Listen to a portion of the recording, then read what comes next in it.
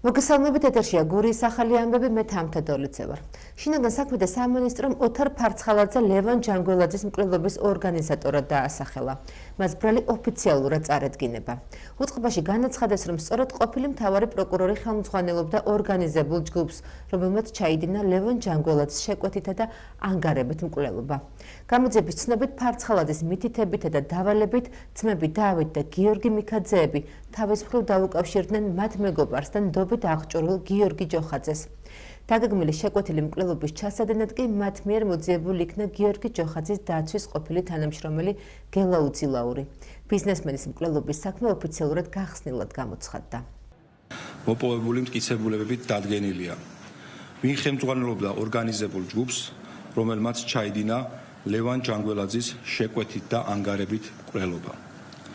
შესაბამისად აღნიშნული სისხლისამართლის საქმე ამ მიმართულებით სრულად გახსნილად შეგვიძლია გამოვაცხადოთ. ჩვენ მიერ მოპოვებული მტკიცებულებების საფუძველზე საქართველოს გენერალური პროკურატურის მიერ გამოტანილია დადგენილება ოთარ რომანოვ ფარცხალაძის მიმართ ბრალდებული სახით პასუხისგებაში მიცემის შესახებ. ჯანგველაძის განზრახ მკვლელობას როგორც შექმნილი დანაშაულებრივი ჯგუფის უპირობო ლიდერი ოთარ რომანოვ ფარცხალაძე ხელმძღვანელობდა. მისი მითითებითა და დავალებით ძმები დავით და გიორგი მიქაძეები თავის მხრივ დაუკავშირდნენ მათ მეგობარს და ნდობით აღჭურვილ გიორგი ჯოხაძეს, რომელსაც მკვლელობის ჩადენის შესახებ გეგმა გაანდეს. დანაშაულებრივი განზრახვის სისულეში მოსაყვანად დაგეგმილი შეკვეთილი მკვლელობის ჩასადენად მათ მიერ მოძიებული იქნა გიორგი ჯოხაძის დაცვის ყოფილი თანამშრომელი გელა უძილაური. დანაშაულებრივი დაჯგუფების მიერ ასევე იქნა მოპოვებული ინფორმაცია ლევან ჯანგველაძის საქართველოში ჩამოსვლის ზუსტი დროის და გადაადგილების მარშრუტის შესახებ. რის შედეგადაც გელა უძილაურმა 2025 წლის 14 მარტს თბილისში ჭავჭავაძის გამზირზე შეკვეთით და ანგარებით მოკლა ლევან ჯანგველაძე, ხოლო მის თანხლებ პირს იმავე ცეცხლსროლი იარაღიდან სხეულის დაზიანება მიაყენა.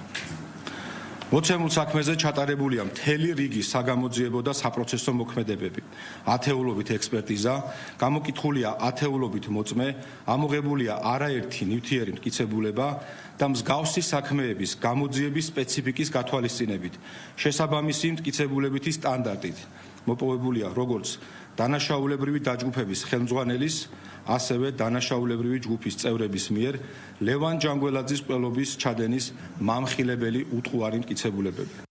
სამომხმარებლო ფასების რეგულირების საკითხი კვლავ პოლიტიკური განხილვის თემაა.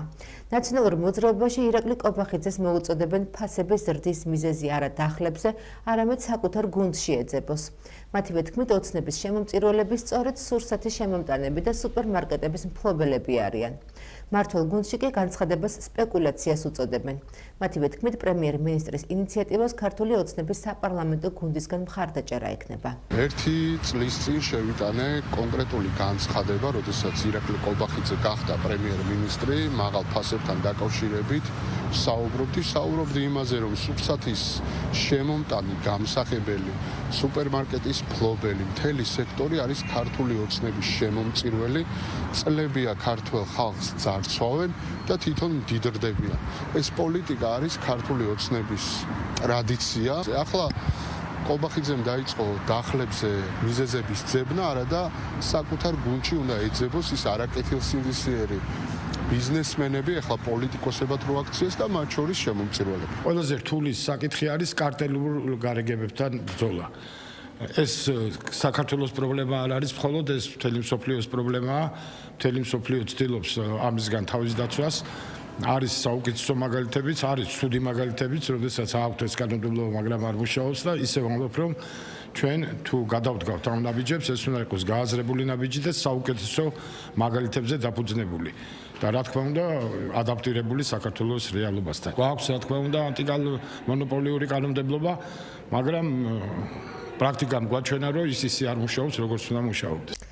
კომისიამ იმსჯელა არსებული გარემოებების გათვალისწინებით და დატოვა სამომხმარებლო ტარიფები უცვლელი. ამის შესახებ საქართველოს ენერგეტიკისა და წყალმომარაგების მარეგულირებელი ეროვნული კომისიის სემკის თავმჯდომარემ დავით ნარმანიამ განაცხადა. მისივე თქმით, არსებული ტარიფები უცვლელად 3 თვის ვადით დარჩა. ნარმანიასვე განცხადებით 3 თვის შემდგომ პროცედურებზე მედია საქმის კურსში ჩააყენებენ. რადგან კომპანიები დააზუსტებენ ცალკეულ მონაცემებს და დააზუსტდება ბალანსიც. შესაბამისად, კომისია ყოველთვის იხელმძღვანელებს იმ მეთოდოლოგიით, რომლითაც ითვლის ტარიფებს და რომლის საფუძველზეც იქნება დაანგარიშებული ტარიფები. კომისიამ იმსჯელა არსებული გარემოებების გათვალისწინებით და დატოვა სამომხმარებლო ტარიფები უცვლელი. სამომხმარებლო ტარიფები შედგება ორი კომპონენტისგან. ერთი ეს არის ელექტროენერგიის განაწილების ტარიფი და თვითონ უშუალოდ ენერგიის ტარიფი. ამ ყველაფერს საფუძვლად დაედო ის, რომ დააზუსტდება სხვადასხვა გენერაციის ობიექტების მიერ მომდევნო პერიოდში მისაღები ენერგიის მოცულობები, შესაბამისი ღირებულებები. ამიტომაც უფრო ზუსტი რომ ყოფილიყო კომისია შემდგომ გაანგარიშებაში, რა თქმა უნდა, მნიშვნელოვანია რომ ეს პარამეტრები მივიღოთ ჩვენ დაზუსტებული ფორმით და ასევე კომპანია ენერგოპროს ნაწილში საუბარი იყო იმასთან დაკავშირებით, რომ შესაძლოა მცირედი დაკორექტირდეს მათი წარმოდგენილი საინვესტიციო გეგმა, ამიტომ ამ მოცემულობებზე დაყრდნობით ჩვენ გამოვიყენეთ კანონით ჩვენთვის მინიჭებული უფლებამოსილება და დავტოვეთ დროებით 3 თვის ვადით არსებული ტარიფები უცვლელი. რა თქმა უნდა, ძალიან დადებითად არის შეფასებული ჩვენი სამსახურის მიერ ნებისმიერი გადაწყვეტილება, რომელიც ეხება სამომხმარებლო ტარიფის შენარჩუნებას. ამ ეტაპზე კომისიამ დღეს მიიღო ძალიან მნიშვნელოვანი გადაწყვეტილება, რომლითაც დადასტურდა, რომ მომდევნო თვეების მანძილზე მომხმარებელს არ გაიზრდება სამომხმარებლო ტარიფი. ეს ეხება როგორც ბუნებრივი გაზის მომხმარებლებს, ასევე ეხება ელექტროენერგიის მომხმარებლებს. მიუხედავად შენარჩუნებული ტარიფისა,